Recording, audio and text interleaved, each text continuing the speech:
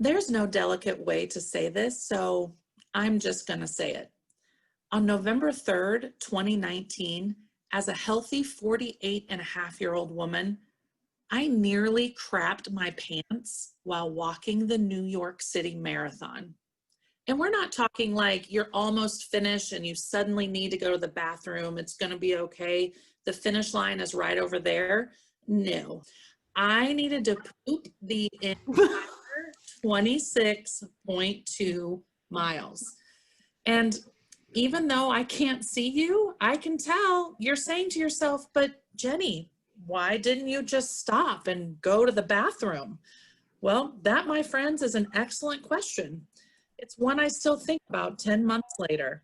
Before I even go any further, I have to say my mom hates bathroom humor and would be appalled that I'm actually sharing something so ridiculous with you, but it is what it is. And apparently today's the day that I'm going to share this with my friends and all the strangers of the internet. So thank you. So why didn't I stop? As I said, great question. See, I did stand in line for a row of porta potties for about 90 minutes in the Run Village. And let's not even get started on why would that be called a village. But as I was approaching the front of the line, I realized I needed to do more than I originally intended. And then I got into my porta potty, looked to the side, and there was no paper, not a single square, like nary a squarey, if you will. I also realized in that moment, I had failed to follow one simple rule from my marathon running friend, Gina. Bring your own toilet paper. So there I was, knowing there were many people still waiting in that ridiculous line, and I needed to move this along. So I made the difficult decision that air drying was really the only thing I could do, which eliminated complete elimination as an option. Oh my God.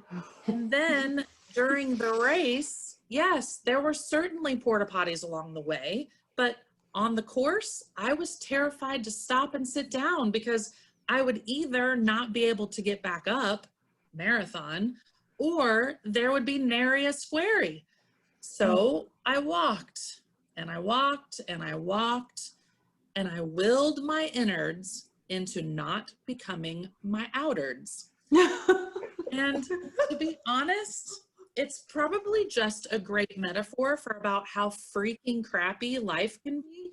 Because you know what? I didn't really even want to be there in the first place. And I have evidence to prove that. On April 21st, 2014, a solid 4.5 years before Pottygate, my Facebook status says, and I quote, and I did go back and verify, I've never, ever aspired to run a marathon. However, if I was to ever aspire to such athleticism, I would want to run Boston. Mind you, this was the morning of the Boston Marathon, 1 year after the horrific bombing, and I was especially inspired by all the patriotism and energy surrounding the event. While I am known as Sporty Spice among my friends, running is not my jam. My friend Marlene piped in soon after with the, let's do it next year, you and me, let's do it. I mean, it's not that far, right? Yeah, it's 26.2 miles. And like I said, never aspired to run anything, let alone a marathon. I mean, I've yet to find an affordable sports bra that would even allow me to consider being a runner. A few years later, my friend Vicky talked me into walking the mini marathon with her. The mini is still 13.1 miles. Granted, I didn't train, but even walking the mini was pretty awful. However, Vicky loves an adventure, and sometime soon after we crossed the finish line, like even before we had our medals, she said, I think we should do the monumental marathon next. No, absolutely not, I said. hobbling to get my medal. I have zero interest in participating in an actual marathon ever. Little did I know during either of those conversations that in August 2018, my never ever get sick, hates potty talk, amazing mom would go from diagnosis to death in 60 hours from stage 4 colon cancer. Or that just 5 months later, in January 2019, my super strong mountain of a dad would be diagnosed with stage 3 esophageal cancer. My life's work has been about helping people. And here I was, not able to do anything other than sit by my mom's side, literally from diagnosis to her death, and then sit and worry about my dad and his incredible wife from a 4-hour flight away. So I did the only thing I know how to do. I decided to figure out a way I could help people.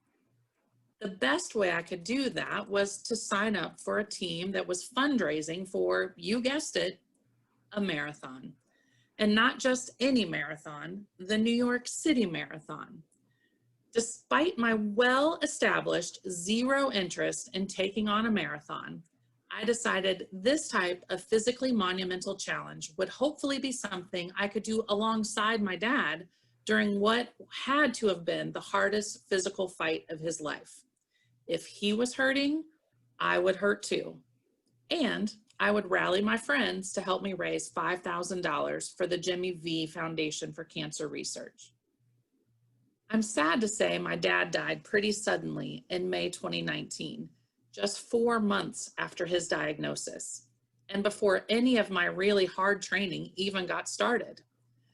But I had donors invested, cancer patients to help, and Bev and Don didn't raise a quitter, so I got after it.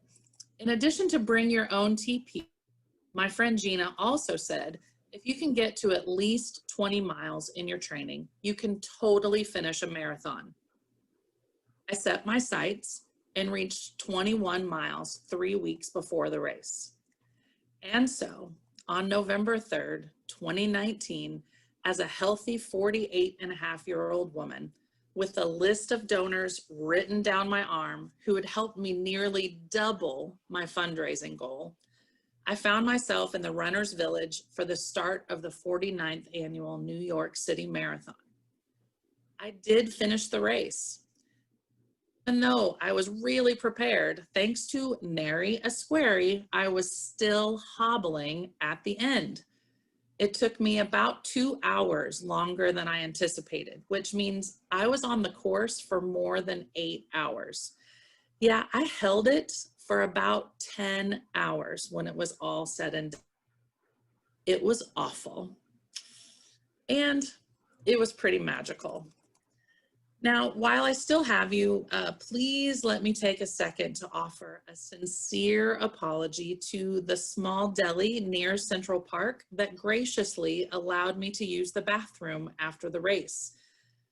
Let's just say it was rough. I mean, there's got to be a fuzzy security cam picture of me behind the counter that says, "Do not let her in here again." And finally, hear me say, I don't ever want to do another marathon, like ever. But if I did, I would want to do Boston, and I would bring my own toilet paper.